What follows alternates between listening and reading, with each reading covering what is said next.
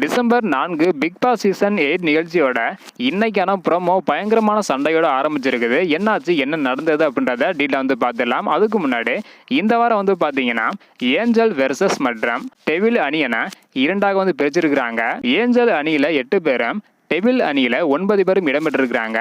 இந்த நிலையில தற்பொழுது இன்னைக்கான ப்ரோமோல வந்து பாத்தீங்கன்னா பயங்கரமான சண்டை வந்து ஏற்பட்டிருக்குது. அதாவது டெவில் அணியினர் அவங்களுக்குள்ளேயே சண்டை போட்டுக் கொள்ளும் சம்பவம் அரங்கேறி இருக்குது. அதன்படி தன்னோட அணியை சேர்ந்த ஜாக்லின் மற்றும் சௌந்தர்யாவுடன் ஆக்ரோஷமாக சண்டை போட்டது பெரும் அதிர்ச்சி வந்து பாத்தீங்கன்னா ஏற்பட்டிருக்குது. அதுல தன்னோட கேரக்டரை விட்டு வெளியே வந்து ஜாக்லின் வந்து பாத்தீங்கன்னா பர்சனல் அட்டாக் செய்துள்ளதாக தெரிகிறது. இதனால கடுப்பான தர்சிகா, டெவிலா இருந்தா டெவிலா மட்டும் இரு, சீப்போன்னு எல்லாம் பேசாத, இது உனக்கு நல்லது கிடையாது அப்படின்னு ஜாக்லின் கிட்ட தர்சிகா வந்து பாத்தீங்கன்னா பயங்கரமா சண்டைக்கு வந்து போகிறாங்க.